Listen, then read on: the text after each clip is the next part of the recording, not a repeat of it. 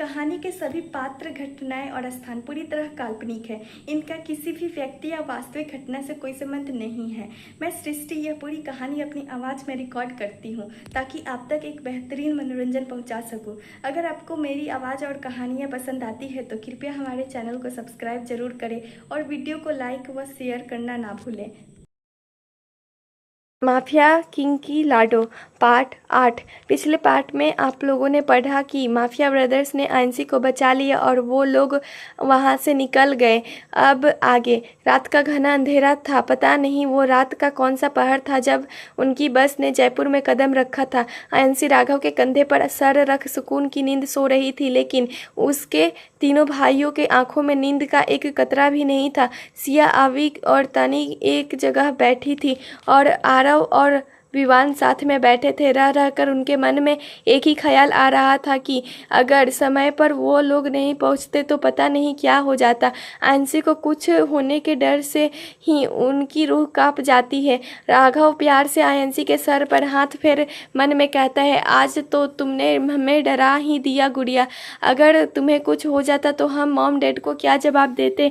तुम हमारे पास mom dad की आखिरी निशानी हो। हम तुमनों ने तुम्हें एक बच्चे की तरह पाला है।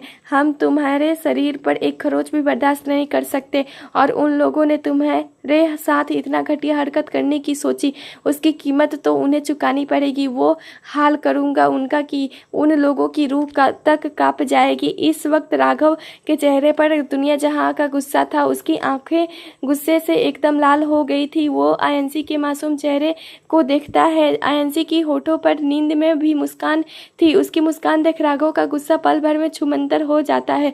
वो प्यार से आयंसी के माथे को चूम लेता है। यहाँ तो आयंसी आराम से सुकून की नींद सो रही थी, लेकिन कोई था जो उसका सुकून और खुशियाँ छीनने अपने मंजिल की तरफ निकल चुका था। ये कोई और नहीं, अयान था, जो अपने दोस्त रॉकी के साथ जयपुर के लिए निकल चुका था। अयान इस वक्त अपनी कार में था और कार ड्राइवर चला रहा था। वो खिड़की से बाहर का नज़ारा देखते हुए मन में कहता है, आ रहा हूँ मैं लिटिल प्रिंसेस तुम्हारी खुशियाँ छीनने। जिस ट्रिप की खूबसूरत यादों को तुम संजोकर रखना चाहती हो, उसी ट्रिप को मैं अब तक का सबसे बुरा ट्रिप बना दूंगा। तुम्हें तुम्हारे भाइयों से बहुत दूर कर दूंगा। बहुत प्यार करते हैं ना तुम्हारे भाई तुमसे। अब देखना कैसे मैं तुम्हें इस्तेमाल कर तुम्हारे भाइयों का घमंड तोड़ता हूँ। इस वक्त अयान के चेहरे पर डेविल स्माइल था। शायद इस बार वो कुछ बड़ा करने वाला था जो किसी ने भी कभी सोचा नहीं होगा। अयान को मुस्कुराते देख रॉकी कहता है, क्या बात है भाई, बड़े खुश नजर आ रहे हो, जरा हमें भी खुशी का राज बताओ। अयान मुस्कुराकर कहता है, मेरी खुशी का राज तो वो बेवकूफ़ आयंसी है जो मेरे प्यार में पागल है। इस बार देखना वो खुद मुझे अपने करीब आने देगी। रॉकी कंफ्यूज होकर कहता है, ऐसा क्या करने वाला है ओ भाई। अयान मुस्कुराकर कहता है, कुछ बड़ा करने जा रहा हूँ जिससे वो आरव का घमंड टूटेगा। मुझ पर हाथ उठाया था उसने, भुगताना तो पड़ेगा। उसका बदला मैं उसकी फूल सी नाजुक बहन से लूँगा जब मैं उसके मासूमियत का फ़ायदा उठाऊंगा। और उस वक्त जो उसके भाई तपेंगे वो तरफ मुझे उनके आंखों में देखना है। रॉकी एकटक अयान का चेहरा देख रहा था, क्योंकि अयान की आंखों में इस वक्त अलग पागलपन नजर आ रहा था। कुछ वक्त की चुप्पी के बाद रॉकी कहता है, भाई अगर उसके भाइयों को पता चल गया और उन्होंने आपको कुछ कर दिया तो अयान वो ऐसा नहीं करेंगे, क्योंकि अगर उन्होंने ऐसा किया तो उनकी लाडली बहन उनसे हमेशा के लिए दूर हो जाएगी। अयान की बात पर रॉकी भी मुस्कुरा देता है और कहता है, मान गए भाई, क्या दिमाग पाया है आपने। अयान बस मुस्कुरा देता है। सुबह के 8 बजे सब जयपुर के अपने फार्म हाउस पर पहुंचते हैं। ये फार्म हाउस राघव का ही था। उसे वो जगह पसंद आई, इसलिए उसने वहां अपना फार्म हाउस बना लिया। फार्म हाउस के बाहर एक बड़ा सा स्विमिंग पूल भी था। जयपुर जिसे गुलाबी शहर के नाम से भी जाना जाता है, ये शहर राजस्थान में स्थित है। जयपुर को गुलाबी शहर इसलिए कहा जाता है क्योंकि इस शहर की गुलाबी रंग से रंगा गया है। यह शहर हमारे प्राचीन किलों और मीनारों के लिए जाना जाता है। जयपुर गहने, कपड़ा, रत्न, लाख की चूड़ियाँ और कई अन्य हस्तशिल्प के लिए प्रसिद्ध है। जयपुर के जायकों में सबसे ज़्यादा कोई चीज़ मशहूर है तो वो ये है यहाँ बनने वाली तरह तरह की मिठाइयाँ। हर मिठाइयाँ वाला अपनी एक खासियत ज़रूर बताता है। यहाँ की पारंपरिक मिठाई में एक परिचित नाम है गलेब का। ये मावे की एक ऐसी मिठाई है पर चीनी की चाशनी की परत चढ़ी होती है। जयपुर को रजवाड़ों का शहर भी कहा जाता है। जयपुर के बारे में अगर लिखने बैठे तो पन्ने कम पड़ जाए। अगर एक शब्दों में इस शहर के बारे में कहा जाए तो ये शहर अपने में ही एक अलग पहचान रखता है। सब बस उससे उतरते हैं और आयांशी फार्म हाउस देख चहकते हुए कहती है, वाह ये कितना सुंदर है। आयांशी को नॉर्मल बर्ताव करता देख उसके तीनों भाई भी खुश थे। वो लोग अंदर चले जाते हैं और नौकर सबका सामान ले अंदर आते हैं। वो 2 मंजिला इमारत था। जितना बाहर से वो फार्म हाउस खूबसूरत था उससे कई ज़्यादा खूबसूरत वो अंदर से था। वह फार्म हाउस पूरे सफ़ेद रंगों से रंगा हुआ था। वहाँ हर चीज़ बेकीमती थी। आयांशी उस पूरे फार्म हाउस को घूम घूम कर देख रही थी। इस वक्त उसके चेहरे पर जो खुशी थी और जो मुस्कान इस वक्त उसके होठों पर बिखरी हुई थी वो बिल्कुल सच्ची थी। आयांशी राघव के पास जा उसके बाजुओं को पकड़कर कहती है, भैया ये फार्म हाउस हमारा है ना। राघव मुस्कुराकर उसके बालों पर हाथ फेरकर कहता है, हाँ बच्चा ये फार्म हाउस हमारा है।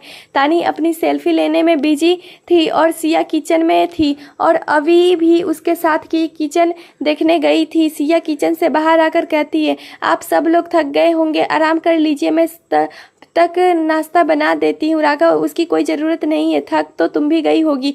उस फार्म हाउस में रहने वाला एक बूढ़ा काका कहता है, हाँ बहू रानी, राघव बिटवा सही कर रहे हैं, आप सब लोग जाकर आराम कर लीजिए, सफ़र में से थक गए होंगे, हम आप सबके लिए कुछ खाने का इंतज़ाम कर देते हैं।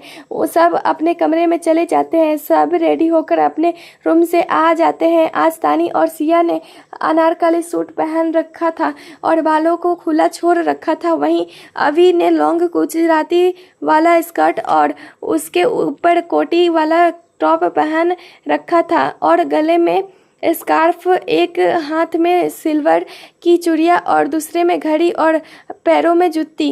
चेहरे पर सिर्फ काजल और लिप बाम और बालों को खुला छोड़ रखा था जिसमें वो बला की खूबसूरत लग रही थी। तानी और अभी नीचे आते ही तो आरव का ध्यान अभी पर ही होता है। एक बार भी उसकी नज़र अभी से नहीं हटती है। आरव अभी को एकटक देखता रहता है तो विवान उसके कानों में धीरे से फुसफुसाता है, सुंदर है ना। आरव अभी में खोए हुए हाँ बोल देता है। फिर जब उसे एहसास होता है कि उसने क्या बोला वो झेप जाता है और विवान को उसकी हालत देखकर हंसी आ जाती है। सिर्फ लड़कियां नहीं, लड़के भी बेहद हैंडसम लग रहे थे। उन्होंने जीन्स और शर्ट, उसके ऊपर ब्लेजर पहन रखा था, बालों को अच्छे से जेल से सेट किए हुए, एक हाथ में घड़ी, सब बहुत ज़्यादा आकर्षित लग रहे थे। राघव तानी और अभी को देखकर कहता है, सिया और आंसू कहाँ है। वो इतना ही कहते हैं कि उनके कानों में एक प्यारी सी आवाज़ आती है, हम यहाँ हैं भैया। सभी का ध्यान सीढ़ियों के पास जाता है जहाँ सिया आंसू का हाथ पकड़ आ रही थी। आयांशी ने एक लॉन्ग वाइट और रेड में गुजराती स्कर्ट पहना था, उसके ऊपर क्रॉप टॉप जिससे उसकी पूरी कमर नजर आ रही थी और गले में स्कार्फ, बालों को खुला छोड़ रखा था और दोनों हाथों में सिल्वर की चूड़ियाँ, पैरों में मोजरी और पायल जो उसके चलने से आवाज़ कर रही थी। चेहरे पर कोई मेकअप नहीं, बस आंखों में काजल और होठों पर लिप बाम। आयांशी अपने स्कर्ट उठाकर जल्दी जल्दी सीढ़ियों से उतर रही थी। उसकी इस प्यारी सी हरकत पर सबके चेहरे पर मुस्कान आ जाती है। आयांशी राघव के सामने अपनी स्कर्ट को पकड़ घूम घूम कर दिखाकर कहती है, भैया मैं कैसी लग रही हूँ। राघव उसके माथे को प्यार से चुमकर कहता है, बहुत प्यारी लग रही हो मेरी गुड़िया। आयांशी खुश इससे चहकते हुए कहती है, मम्मा ने रेडी किया। वो लोग जाकर पहले ब्रेकफास्ट करते हैं, फिर जयपुर घूमने निकल पड़ते हैं। सफ़र लंबा था तो सफ़र में बोर ना हो इसलिए अभी कहती है, चलो ना कोई गेम खेलते हैं क्योंकि अभी पहुंचने में बहुत वक्त है। आयांशी, चलो ना खेलते हैं, मुझे भी खेलना है। तानी, खेलेंगे क्या। अभी कुछ सोचते हुए कहते हैं, ताक्षी। आरव चढ़कर कहता है, और कोई गेम नहीं मिला तुम्हें घूम फिरा कर, तुम्हारे दिमाग में यही गेम आता है क्या। आरव की बात सुन अभी गुस्से से लाल पीली हो जाती है। वो गुस्से से अपना नाक फुलाकर कहती है, हाँ हाँ हमें पता है, तुम्हारी आवाज़ फटे बाज की तरह है और तुम्हें गाना नहीं आता है। सिंपल सी बात कह दो कि तुम हार मानते हो। इतना बोल अभी एटीट्यूड से बाल झटक देती है तो आरव भी पूरा आत्मविश्वास से कहता है, तुम मुझे चैलेंज दे रही हो। द आरव ओबरॉय को चैलेंज दे रही हो। आज तक आरव ओबरॉय ने कभी हार मानना सीखा नहीं। अभी अच्छा तो चलो देखते हैं। आयांशी जो अभी के पास बैठी थी वो मासूमियत से उनकी नोकझोंक देखते रहती है और उसके बाद कहती है, आरव भैया आप और अभी दो झगड़ा क्यों कर रहे हैं? मम्मा कहती है झगड़ा करना बैड मैनर्स है। आरव हम झगड़ा नहीं कर रहे हैं बच्चे, तुम्हारी इस अविधि ने मुझे चैलेंज किया है, अब मैं तुम्हारी इस अविधि को हराऊंगा, देखना अभी इतना आसान नहीं है मुझे हराना। सिया कब से उनका ये कुत्तों बिल्लियों वाला नोकझोंक देख रही थी। वो झलाकर कहती है, अरे क्या आप दोनों तब से एक दूसरे पर शब्दों के बांध छोड़े जा रहे हो? आप दोनों की नोकझोंक में हम गेम भी नहीं खेल पाएंगे और सफ़र भी ऐसे ही कट जाएगा। तानिया सही कह रही है, एक काम करो अभी तुम बताओ गेम के रूल्स। अभी तो देखो रूल्स कुछ ऐसे हैं कि हम जिस शब्द से गाना ख़त्म होगा उस शब्द से पहले एक शहर का नाम बोलना है, उसके बाद गाना गाना है और ब्रेक नहीं ले सकते। अगर किसी ने ब्रेक मिला तो पनिशमेंट के लिए तैयार हो जाओ। आयांशी मासूमियत से कहती है, लेकिन मुझे गाना नहीं आता। अभी मुस्कुराकर कहती है, अरे मेरी डॉल, इसका इलाज भी है मेरे पास। जिसे गाना नहीं गाना उससे कोई भी सवाल पूछ जाएगा तो उसे उसके जवाब देने होंगे। ओके। आयांशी बड़ी सी स्माइल के साथ अपना सर हिला देती है। अभी तो पहले गाना तानी दी जाएगी मैं से, तानी माँ से मुंबई और गाना सोचते हुए, अभी सोचना नहीं है, जल्दी गाइए वरना पनिशमेंट। तानी पनिशमेंट का सुन फटाक से बोलती है, हाँ याद आया, मोहब्बत बरसा देना तो सावन आया है, तेरे और मेरे मिलने का मौसम आया है। बस हो गया, इसके आगे नहीं आता मुझे। विवान, खाना और फालतू की चीज़ें बहुत अच्छे से आती है तुम्हारे, देखो। इतना बोल वो हंसने लगता है और उसके साथ बाकी लोग भी हंस, लेकिन दो आंखों उसे गुस्से से घूर रही थी। जब वो अपने ऊपर किसी की नज़रें महसूस करता है तो अपने बगल में देखता है जहाँ तानी उसको गुस्से में घूर रही थी, जैसे कह रही हो, तुम रात को मिलना तब बताऊंगी तानी को। देख विवान की सीटी पिटती गुम हो जाती है और वो फटाक से कहता है, अरे गेम को आगे बढ़ाओ। अब बारी सिया की थी और सिया हाथ से गाना था। सिया हाथ से हैदराबाद और गाना, हमें और जीने की चाहत न होती अगर तुम न होते, अगर तुम न होते। सिया राघव की तरफ देखकर गाना गा रही थी। दोनों एक दूसरे की आंखों में प्यार से देख रहे थे। गाना खत्म होने पर सब तालियां बजाते हैं और सिया की खूब तारीफ करते हैं क्योंकि उसके ने वाकई बहुत खूबसूरत गाया था। अब बारी थी आयांशी की तो वो अभी कहती है, अब आंसू तुम्हारी बारी है। आयांशी, मुझे गाना नहीं आता, मैंने तो गाना सुना भी नहीं। ये सब आयांशी बहुत मासूमियत से कहती है क्योंकि ये सच था कि वो फिल्म से सिर्फ कार्टून फिल्म ही देखती है। अभी कोई बात नहीं आंसू, तुम अपनी लाइफ का एक सीक्रेट बता दो। सिया, क्या बोल रही हो? अभी आंसू की लाइफ में कोई सीक्रेट नहीं है और वो हर चीज़ हमें बताती है। आयांशी कुछ नहीं कहती, बस इतना ही कहती है कि मुझे नहीं खेलना कोई गेम। आंसू को डर था कि अगर वो अभी कुछ कहेगी तो उसको फिर से डांट पड़ेगी और राघव ने उसको आयन से दूर रहने को कहा था, फिर भी वो उसके साथ जुड़ी हुई है, इसलिए उसने कुछ नहीं कहा और अपना चेहरा खिड़की की तरफ कर से बाहर देखने लगती है। उसके आंखों में आंसू आ रहे थे लेकिन वो उन्हें जल्दी से पोंछ लेती है। कुछ ही देर में वो लोग जयपुर की सिटी प्लेस पहुंचते हैं और वहां घूमकर बहुत सारी चीज़ें खरीदते हैं, लेकिन आयांशी का मूड बिल्कुल अच्छा नहीं था। वो कुछ भी नहीं लेती और ना कुछ बोलती है। वहां से वो लोग जंतर मंतर, हवा महल, अम्बेर पैलेस आदि जगह घूमते हैं और बहुत सारी शॉपिंग करते हैं और साथ ही बाहर खाना खा लेते हैं। रात के 8 बजे के करीब वो लोग अपने फार्म हाउस में पहुंचते हैं। सब लोग घर पहुंच चुके थे। आयांशी किसी पर ध्यान दिए बिना अपने कमरे में चली जाती है। उसके बाद बाकी सब भी अपने कमरे में चले जाते हैं। किसी ने भी आयांशी पर ध्यान नहीं दिया। सब लोग कुछ देर में नीचे डिनर के लिए आते हैं लेकिन अब तक आयांशी नहीं आई थी तो सिया कहती है, ये आंसू अब तक क्यों नहीं आई? सुबह से इसका बर्ताव भी काफ़ी अजीब था। तानी कुछ कहती तभी उन्हें सीढ़ियों से आयांशी नीचे आती दिखती है। जिसका पूरा ध्यान अपने फ़ोन पर था और उसके चेहरे पर मुस्कान भी थी। वो बिना सपने सामने देखे डाइनिंग टेबल की तरफ आने लगती है। तभी वो सामने से आते काका से टकरा जाती है और उसका फ़ोन नीचे गिर गया था।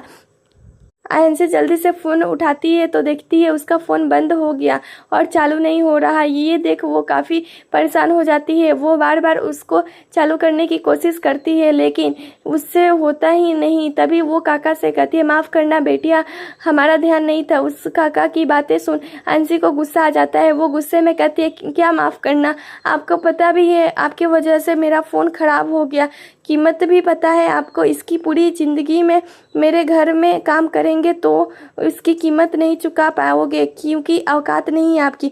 वो इतना ही कहती है कि तभी राघव गुस्से में कहता है, आंसू ये क्या बदतमीजी है। राघव के गुस्से से तेज आवाज़ सुन आयंसी अंदर तक कांप जाती है। सभी लोग आयंसी और काका के पास आ जाते हैं। सबको एक झटका लगा कि आयंसी ये सब कह भी सकती है।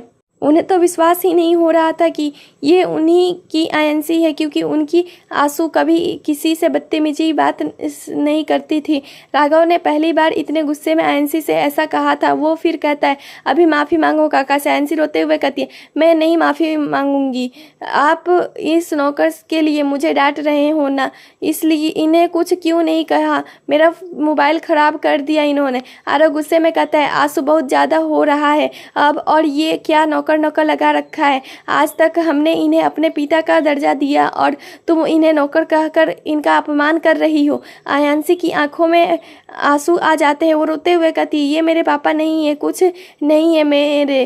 अब आयंसी पर राघव को गुस्सा आता है। वो गुस्से में कहता है माफ़ी मांगो अभी। आयंसी सीखते हुए चिल्लाकर कहती है, मैं नहीं मांगूंगी माफ़ी, इन्होंने मेरा फ़ोन ख़राब कर दिया, इन्हें पता भी है मेरे फ़ोन की कीमत क्या है। आयंसी की बातों से राघव का गुस्सा आउट ऑफ कंट्रोल हो जाता है। वो आयंसी के हाथ से उसका फ़ोन छीन उसको जोर से ज़मीन पर पटक देता है जिससे फ़ोन के चिथरे हो जाते हैं। राघव का गुस्सा देख आयंसी डर जाती है और फ़ोन काँपने लगती है। उनकी आँखों से बेहिसाब आंसू बह रहे थे। आयंसी की हालत देख सिया जल्दी से जाकर उसको गले लगा लेती है और राघव से कहती है, क्या कर रहे हैं आप, छोटी बच्ची है।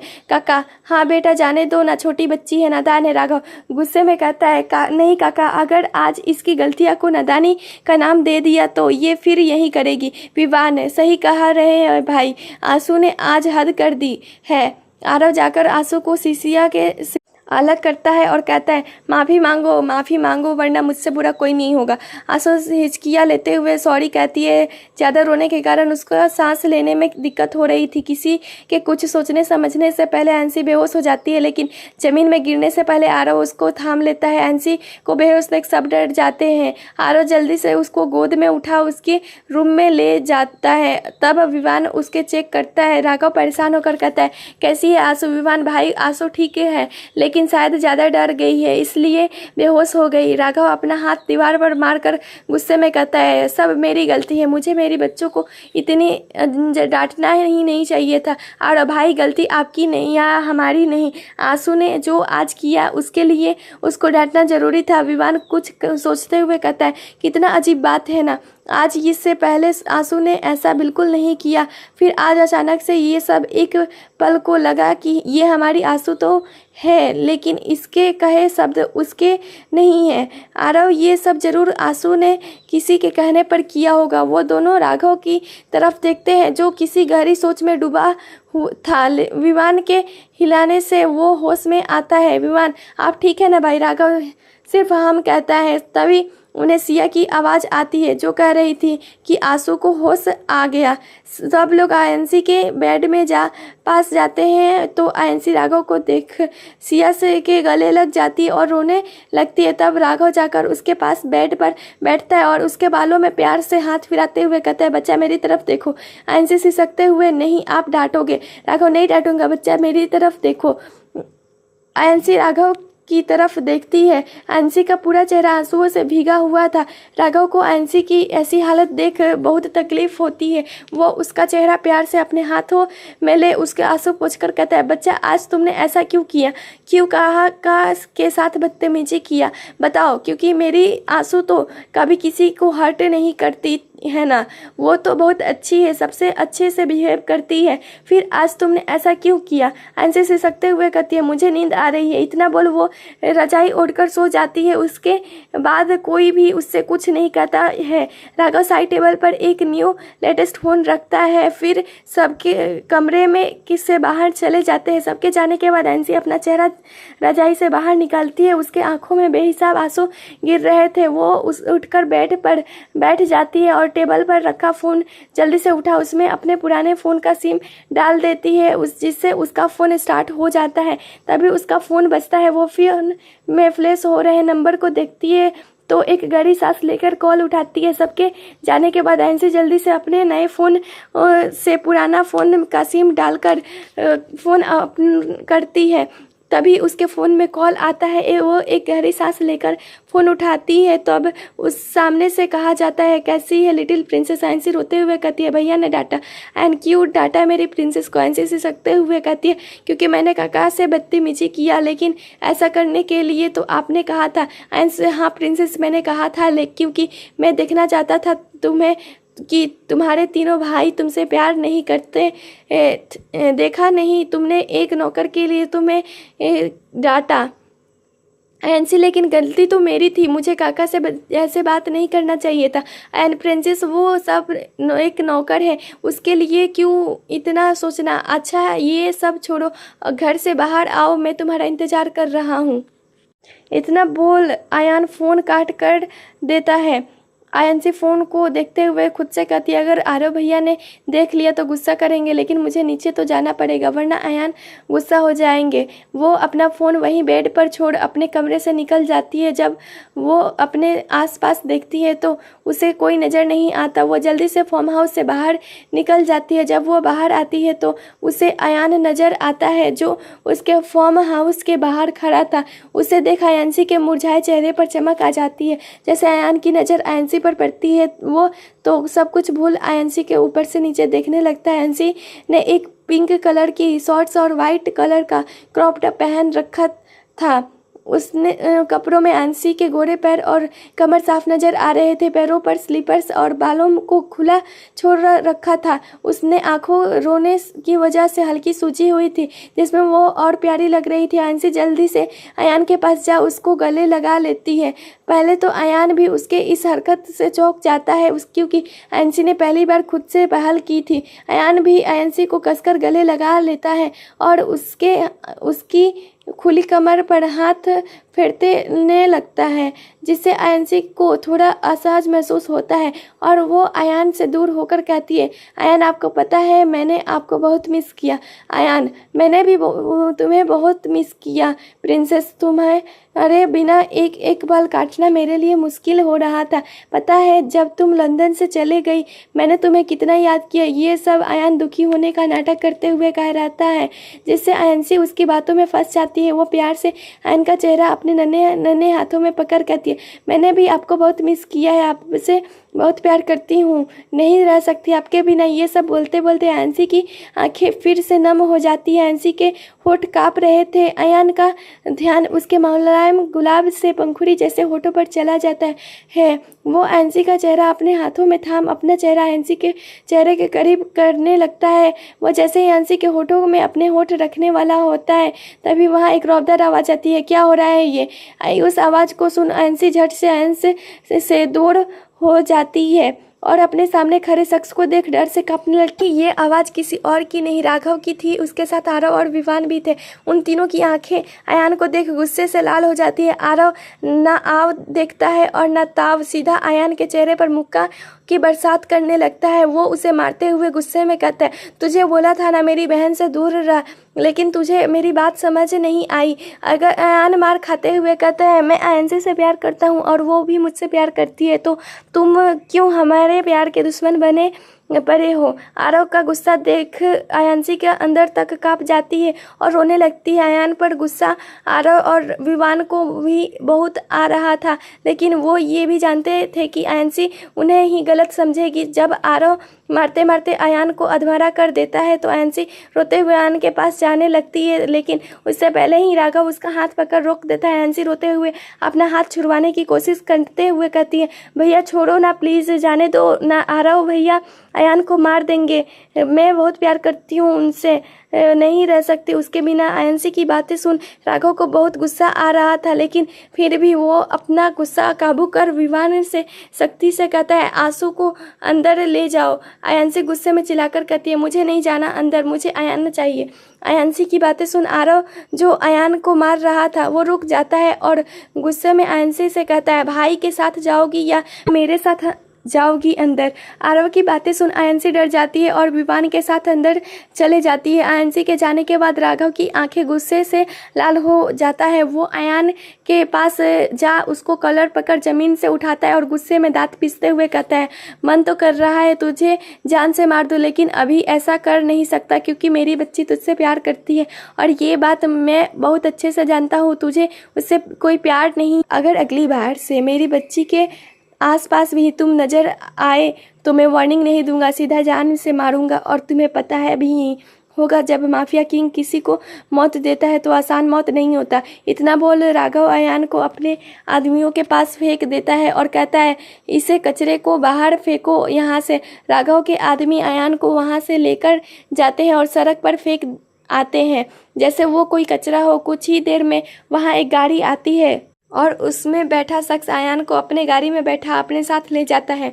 आयांशी अपने कमरे में बैठी रो रही थी और विवान उसको चुप करवाने की कोशिश कर रहा था, लेकिन आयांशी चुप होने का नाम नहीं ले रही थी। विवान परेशान होकर कहता है, आंसू चुप हो जाओ बच्चा, तुम्हारी तबीयत खराब हो जाएगी। आयांशी रोते हुए कहती है, अयान पास जाना है, आरव भैया उससे क्यों पसंद नहीं करते। तभी वहाँ एक आवाज़ गूंजती है, क्योंकि उसमें पसंद करने लायक कुछ है ही नहीं।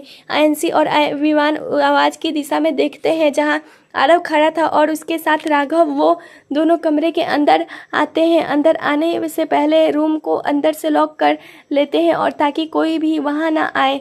आरव के चेहरे पर इस वक्त गुस्सा साफ नजर आ रहा था। आयांशी को रोते देख आरव गुस्से में थोड़ा तेज आवाज में कहता है, बंद करो रोना, उस घटिया इंसान के लिए आंसू बहा रही हो।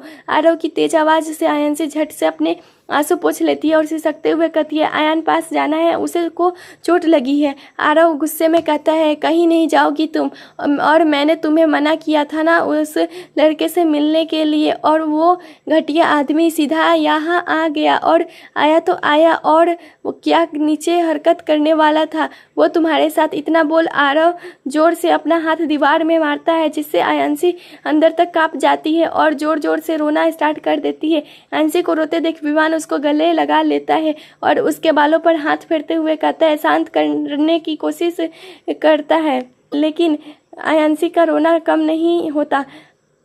इतनी देर से राघव ने कुछ नहीं कहा। वो आयांशी के पास जाकर बैठता है और उसका चेहरा अपने तरफ कर इतने देर की चुप्पी को तोड़ते हुए कहता है, अयान यहाँ कैसे आया? तुमने बुलाया? झूठ मत बोलना, क्योंकि मुझे हर किसी की पल पल की खबर रहती है। राघव की बातों से आयांशी और डर जाती है और डरते हुए कहती है, मैंने बुलाया। आयांशी का चेहरा ये बोलते हुए नीचे था। राघव उसकी ठोड़ी को अपनी उंगलियों से ऊपर करता है और प्यार से कहता है, क्यों बुलाया? आयांशी मासूमियत से कहती है, आपने और विवान भैया से मिलने। सच्ची भैया अयान बहुत अच्छे हैं, वो मुझसे बहुत प्यार करते हैं। राघव आयांशी के चेहरे को देख रहा था, जिस पर रोने के बाद भी अयान के नाम लेने पर अलग ही चमक थी। आयांशी की बातें सुन आरव गुस्से से दांत पीसते हुए कहता है, कोई प्यार वार नहीं करता, वो उसे तुमसे नहीं, बस तुम्हारे जिस्म से प्यार है, वो बस तुम्हारे साथ। सो वो इतना ही कहता है कि विवान उसे बीच में टोककर कहता है, आरव। फिर इशारे से आरव को आगे कहने से मना कर देता है। तब राघव आरव की तरफ देख हल्के गुस्से में कहता है, बोलने से पहले सोच लो क्या बोल रहे हो और किससे बोल रहे हो। आरव को भी एहसास हो रहा था कि वो गलत कहने जा रहा था। आरव की बातें आयांशी के बिल्कुल पले नहीं पड़ती। वो मासूमियत से कहती है, जिस्म वाला प्यार क्या होता है भैया? अगर अयान मुझसे जिस्म वाला प्यार करता है तो आप लोग उस पर गुस्सा नहीं करते क्या? आयांशी की बातें सुन राघव हल्के गुस्से में कहता है, आंसू कुछ भी मत कहो, और ये शब्द मुझे तुम्हारे मुंह से दोबारा नहीं सुनना, और पैकिंग करो, हम लोग कल ही वापस जाएंगे। आयांशी रोते हुए कहती है, मुझे अयान पास जाना है। आरव एक बार बोलने से समझ नहीं आ रहा है। हमने कहा ना, तुम उस घटिया आदमी से नहीं मिलोगी। अगर मिलने की कोशिश की तो मुझसे बुरा कोई नहीं होगा। आरव ये सब हल्के गुस्से में कहता है। आरव की बातें सुन आयांशी रोते हुए कहती है, आप लोग बहुत बुरे हो भैया। आयान से ही कहता है, आप लोग मुझसे प्यार नहीं करते, सिर्फ डांटते हो। आयांशी के मुंह से यह सब सुन उन तीनों को अपने अंदर कुछ टूटता हुआ महसूस होता है। आरव मुस्कुराकर कहता है, वाह बेटा, हम तीनों ने बचपन से तुम्हें एक माँ बाप दोनों की तरह प्यार किया और आज वो 2 दिन का आया हुआ तुम्हारा प्यार हमारे प्यार से ज़्यादा खास हो गया। राघव गहरी सांस लेकर कहता है, हम कल वापस जा रहे हैं और तुम दोबारा उस लड़के से नहीं मिलोगी। ऐसे कुछ बोलने के लिए मुंह खोलती है तो राघव फिर अपने ठंडे भाव चेहरे पर बरकरार रखते हुए कहता है, मुझे कोई बहस नहीं चाहिए और मेरी बातों को काटने की हिम्मत किसी में नहीं। इतना बोल राघव बिना आयांशी पर ध्यान दिए कमरे से बाहर चला जाता है और उसके साथ आरव और विवान भी। उन तीनों के जाने के बाद आयांशी फूट फूट कर रोने हुए खुद से कहती है, सॉरी भैया, अगर मैं ऐसा नहीं करती तो वो इतना बोल वो और ज़ोर ज़ोर से रोने लगती है।